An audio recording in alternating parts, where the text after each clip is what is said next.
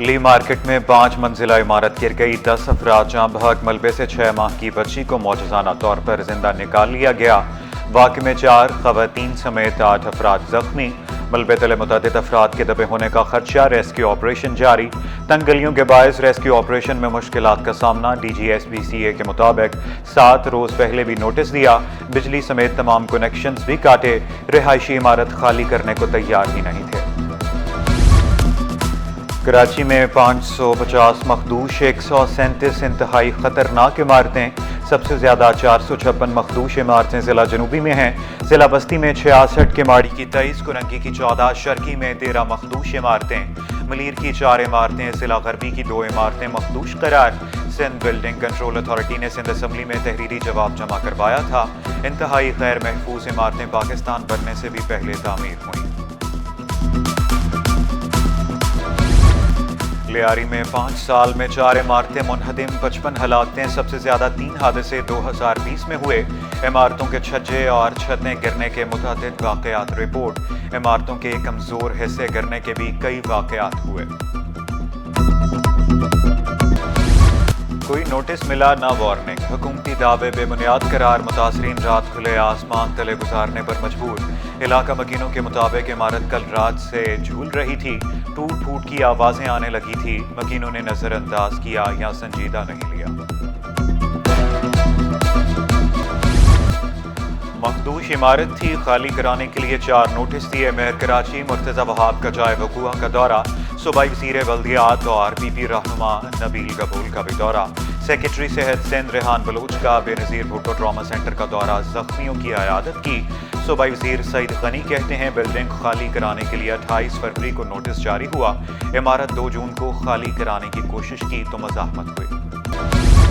Governor, وزیر اعلیٰ سندھ اور وزیر بلدیات کا نوٹس، رپورٹ طلب۔ سعید غنی نے ڈائریکٹر ایس پی سی اے، ڈپٹی ڈائریکٹر اور بلڈنگ انسپیکٹر کو معطل کر دیا۔ عمارت گرنے کی تحقیقات کے لیے کمیٹی قائم، کمیٹی 3 دن کے اندر کوتاہی برتنے والے افسران کی نشاندہی کرے گی۔ تحقیقاتی رپورٹ وزیر بلدیات سعید غنی کو پیش کی جائے گی۔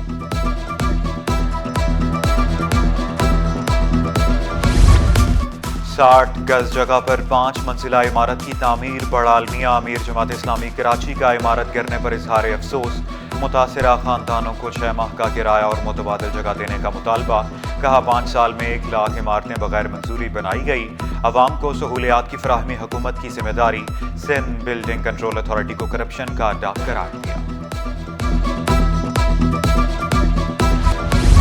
وہ جو مٹ گیا وہ یزید تھا، جو نہ مٹ سکا وہ حسین ہے۔ 8 محرم الحرام کا مرکزی جلوس امام بارگاہ حسینیہ ایرانیہ پہنچ کر اختتام پذیر۔ جلوس نشتر پارک سے برآمد ہوا، روایتی راستوں سے ہوتا ہوا کھارا در پہنچا۔ مختلف علاقوں سے چھوٹے جلوس بھی مرکزی جلوس میں شامل ہوئے۔ جلوس کے لیے سیکیورٹی کے سخت انتظامات کیے گئے، پولیس اور رینجرز کی بھاری نفری تعینات رہی۔ جلوس میں پاک حیدری اسکواڈ نے خصوصی کیمپ لگایا، شرکاء کے لیے شربت اور پانی کی سبیلیں لگائی۔ ایڈیشنل سیکرٹری مجتبیٰ جعفری کا کہنا تھا کہ ہر سال پاک اسکواڈ کے 500 سے زائد رضاکار ڈیوٹی دیتے ہیں۔ یوم عاشور پر محکمہ سٹی وارڈنز کا کنٹیجنسی پلان تیار، 9 اور 10 محرم الحرام کو 300 سے زائد وارڈن خدمات انجام دیں گے۔ سٹی وارڈن 20 سے زائد متبادل راستوں پر 2 شفٹوں میں کام کریں گے۔ محرم الحرام کے دوران تمام اسپتالوں میں ایمرجنسی نافذ، اسپتال عملے کی چھٹیاں منسوخ۔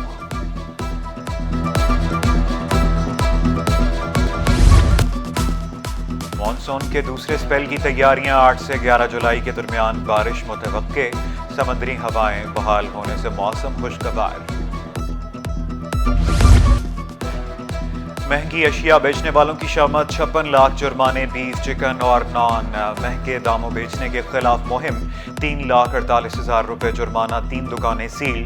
کمشنر کراچی حسن نقوی کا سرکاری قیمتوں پر عمل درآمد یقینی بنانے کا حکم، کہا ڈپٹی کمشنرز گراں فروشوں کے خلاف مہم کو مؤثر بنائیں۔ لائن لاسز کی بنیاد پر بدترین لوڈ شیڈنگ، جماعت اسلامی معاملہ سندھ ہائی کورٹ لے گئی۔ جماعت اسلامی کے 9 ٹاؤن چیئرمینز کی جانب سے درخواست دائر، نیپرا کو کہ الیکٹرک کے خلاف کارروائی کا حکم دینے کی استدعا، موقف اپنایا۔ آئین کے تحت بجلی عوام کا بنیادی حق ہے کہ الیکٹرک آئینی اور قانونی کوئی بھی پابندی قبول کرنے کو تیار نہیں۔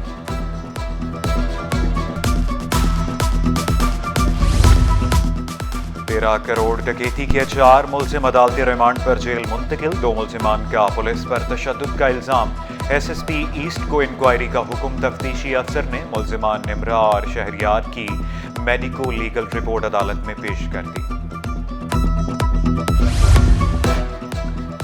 ڈائریکٹر حج کی آسامیوں پر براہ راست تقرریاں کیوں کی؟ نشست پر تقرری پروموشن کے ذریعے طے ہے۔ وزارت مذہبی امور اور سیکرٹری کیبنٹ ڈویژن سے وضاحت طلب۔ ڈپٹی اٹارنی جنرل نے سندھ ہائی کورٹ میں جواب کے لیے مہلت مانگ لی۔